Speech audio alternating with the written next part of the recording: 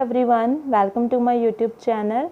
As in our last lecture, we were discussed the class plus 2 physics, current electricity, and we discussed the mobility and the drift velocity.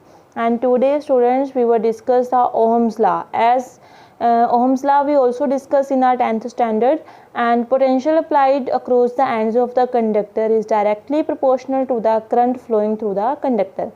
तो Ohm's law ने क्या state किया था कि जो potential है वो डायरेक्टली प्रोपोर्शनल है किसके, करंट के, जो फ्लो कर रहा है किस में से, सर्किट में से। पर अंडर अ कंडीशन क्या थी कि टेम्परेचर और प्रेशर क्या है वहाँ पर कांस्टेंट है। अब स्टूडेंट्स यहाँ पर ये चीज़ ध्यान में रखने वाली है, जो अपन ने यहाँ पर कंडीशन ली है कि temperature and pressure are constant, कि अगर ये दोनों कांस्टेंट होंगे फिर तो जो डिवाइसेस जो डिवाइसेस इस दोनों प्रॉपर्टीज़ को या इन दोनों क्वांटिटीज़ को कांस्टेंट रख पा रही हैं वो तो कौन सी डिवाइस हुई, ओहमिक डिवाइसेस। और कुछ ऐसी डिवाइसेस भी हैं जो ओहम्स लॉ को ओबे नहीं करती। ओहम्स लॉ को ओबे ना करने का मीनिंग क्या है कि उनमें टेम्परेचर और प्रेशर कांस्टेंट नहीं रह सकता, तो ऐसी डिवाइसेस को हम बोलते हैं नॉन ओहमिक डिवाइसेस। ये आगे हम डिस्कस करेंगे। पहले देखिए डेफिनेशन वो क्या कह रही है कि V is directly proportional to I। अब students as we know that जो हमारे पास डायरेक्टली प्रोपोर्शनल है उसको हटाने के लिए हमें क्या लगाना पड़ता है, कांस्टेंट।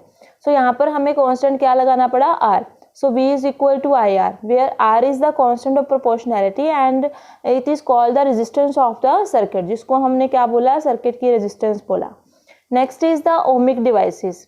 ओमिक डिवाइसेस जैसे हमने अभी डिस्कस किया कि ohmic devices are the circuits या ohmic circuits are the circuits which obey Ohm's law, जो ओहम्स लॉ को क्या करते हैं, ओबे करते हैं, उनको हम बोलते हैं ओमिक सर्किट्स। अब देखो ये हमारे पास VI ग्राफ है, हमारे पास क्या होंगी, हमने लेकर चल पड़े कि V की वैल्यू डिफरेंट दी हुई है। इधर से I सपोज करो हमारे पास है 2 ampere, 4 ampere, 5 ampere, 6 ampere, 8 ampere, 10 ampere, ठीक है।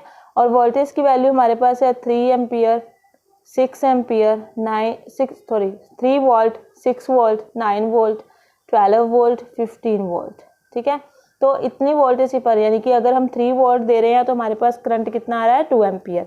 6 वोल्ट पर करंट की वैल्यू आ रही है 4 एम्पियर, 9 वोल्ट करंट की value 6 ampere and 12 volt current की वैल्यू 8 एम्पियर, 15 वोल्ट करंट की वैल्यू 10 वोल्ट। तो हमारे पास उन दोनों इन क्वांटिटीज के अकॉर्डिंग जो है ग्राफ यहाँ पर रेडी है, ठीक है।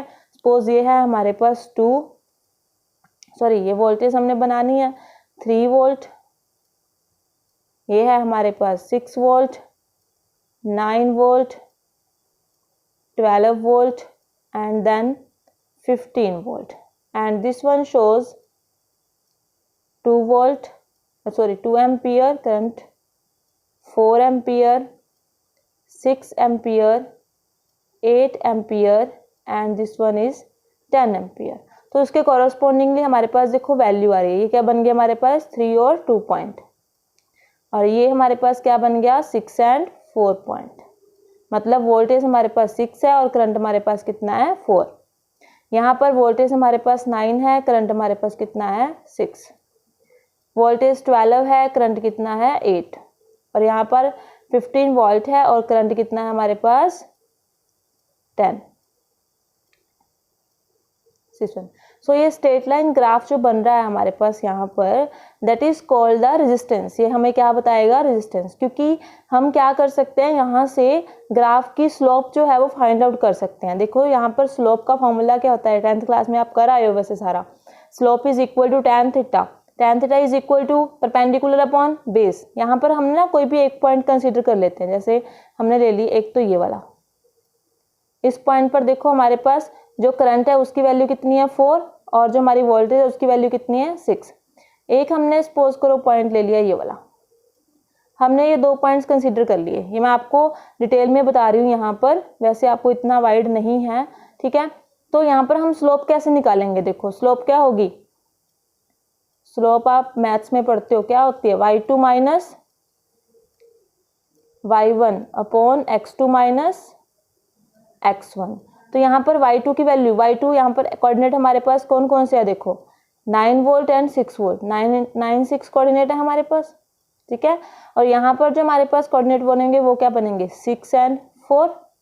यानी कि y2 की वैल्यू कितनी है 6, या हम ये कहेंगे कि y2 पर कौन है y2 minus y1, y axis पर कौन है हमारे पास v, तो ये बन गया ऑटोमेटिकली क्या बन रहा है देखो v अपॉन, और x एक्सिस पर कौन है हमारे पास i, तो v अपॉन i। वैसे हम इस तरीके से भी निकाल लेते हैं।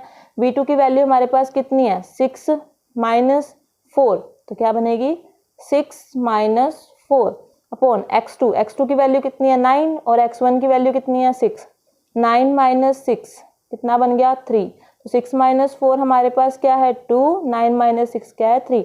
So this is the resistance of this circuit, ठीक है। So this is the resistance of this circuit and that is very important. तो आपको यहाँ पर याद रखना है कि स्लोप हमें किसी भी ग्राफ का क्या बताएगा, हमारे पास जो वैल्यू आ रही है किसकी, रेजिस्टेंस की। ओके, तो आई होप कि आपको ये क्लियर हो गया है। उसके बाद आगे बढ़ते हैं non ohmic circuits. Non ohmic circuits क्या हैं? ओहमिक सर्किट्स क्या थे? जो ओबे करते हैं ओम्स लॉ को। नॉन ओहमिक सर्किट क्या होंगे? जो ओबे नहीं करते, ठीक है, उनको हम क्या बोलेंगे, नॉन ओहमिक डिवाइसेस। तो फिर उनमें ग्राफ भी स्ट्रेट लाइन नहीं बनेगा। तो उनमें ग्राफ कैसे बनेगा, आइए देखते हैं। देखिए हमारे पास जो V और I का ग्राफ है for non ohmic resistance, non ohmic circuits के लिए, वो हमारे पास स्ट्रेट लाइन भी नहीं होगा और दूसरा वो ओरिजिन से भी स्टार्ट नहीं होगा। दैट मीन्स उसमें करंट और वोल्टेज की वैल्यू जो है वो डायरेक्टली प्रोपोर्शनल नहीं होगी। इसमें हम सिंपल बोल सकते हैं कि V is not directly proportional to I, ठीक है। हम अब रिमेंबर रखनी है एक चीज, वो क्या है, metals are ohmic devices and diodes, semiconductor devices, these are all non-ohmic devices। कि metals क्या है, सारी की सारी ohmic devices हैं, पर diode, semiconductor ये सारे क्या है, non-ohmic devices है। अब स्टूडेंट्स यहाँ पर जो है कुछ एक limitations हैं ओम्स लॉ की। सबसे पहले क्या है, कुछ एक non-ohmic सर्किट यहाँ पर क्या है स्टैंड करते हैं। दैट मीन्स वो जो सर्किट्स हैं वो ओम्स लॉ को ओबे नहीं करते। ये सबसे बड़ी लिमिटेशन है ओम्स लॉ की, ठीक है। सेकेंड लिमिटेशन क्या है यहाँ पर, if a large current flows through a conductor, अगर कंडक्टर में से लार्ज करंट फ्लो कर रहा है, देखो करंट की वैल्यू जो है वो कंडक्टर में क्या कर गई, इंक्रीज कर गई, ठीक है। अब कंडक्टर में करंट की वैल्यू इंक्रीज कर रही है। आपने जाउल्स लॉ ऑफ हीटिंग पढ़ा होगा, जिसने क्या बताया था हमें, that heat is directly proportional to I square RT, ठीक है। दैट मीन्स हीट जो है डिपेंड करती है करंट पर, रेजिस्टेंस पर, टाइम पर। तो यहाँ पर देखो अगर करंट की वैल्यू इंक्रीज हुई तो क्या इंक्रीज होगा, हीट इंक्रीज होगी, ठीक है। अब हीट इंक्रीज हो रही है, हमें पता है अगर हीट इंक्रीज होगी तो यहाँ से क्या बढ़ेगा, रेजिस्टेंस भी बढ़ेगा। तो रेजिस्टेंस क्या कर रही है, इंक्रीज कर रही है। देखो अब यहाँ पर ग्राफ देखो, यहाँ पर अगर करंट इंक्रीज हो रहा था तो रेजिस्टेंस भी क्या कर रही है, इंक्रीज। देखो करंट इंक्रीज हो रहा है, रेजिस्टेंस भी इंक्रीज हो रही है, पर वो एक पॉइंट तक इंक्रीज हो रही है। उसके बाद क्या होगा, देखो एक पॉइंट तक रेजिस्टेंस की वैल्यू इंक्रीज कर रही है ना, तो हीट इंक्रीज करने के कारण अब क्या होगा कि जैसे जैसे हम हीट को, ये जो हीट है इंक्रीज करती जाएगी, तो क्या होगा, करंट की वैल्यू, देखो रेजिस्टेंस बढ़ रही है, हीट बढ़ रही है, रेजिस्टेंस बढ़ रही है। रेजिस्टेंस का बढ़ना क्या इंडिकेट करता है, करंट क्या होगा, डिक्रीज हो जाएगा। मतलब जैसे ही एक लिमिट तक रेजिस्टेंस बढ़ रही है, अगर उस लिमिट को हम क्रॉस कर देते हैं या उस करंट की लिमिट को हम क्रॉस करते हैं तो करंट क्या होना शुरू हो जाता है, डिक्रीज। तो ये ग्राफ स्ट्रेट लाइन जाने की बजाय क्या हो गया, देखो करंट क्या कर रहा है, अभी डिक्रीज कर रहा है। देखो वोल्टेज इंक्रीज कर रही है बट करंट क्या कर रहा है, डिक्रीज कर रहा है। तो अभी ध्यान से वर्डिंग देखो क्या है, if a large current flows through a conductor then according to H is equal to I square RT heating take place due to which resistance of the conductor also increases. देखो resistance increase कर रहा था because of high resistance. अगर resistance बढ़ती रहेगी current क्या होगा, एक लेवल पे आके डिक्रीज कर जाएगा। करंट की वैल्यू क्या कर गई, decrease.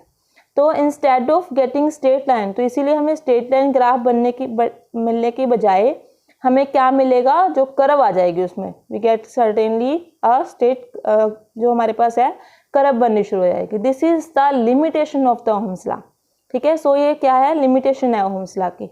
So students limitation of Ohm's law तक आपने कर लिया। आज आई होप कि आपको अच्छे समझ आ गया होगा। और इसके बाद जो हम करेंगे deduction of Ohm's law, deduction means हम ओहम लॉ का फॉर्मूला रेडी करेंगे, ठीक है, कि उसमें रेजिस्टेंस की वैल्यू किसके इक्वल है, ठीक है। तो आज के लिए फ़िलहाल इतना ही। चैनल को लाइक ज़रूर करें, वीडियो को शेयर करें, चैनल को सब्सक्राइब करें और ताकि आपको और आपके फ्रेंड्स को भी इसका बेनिफिट मिल सके। और students one thing remember, if you have any type of doubt, then you can comment me on your comment box. Okay, thank you.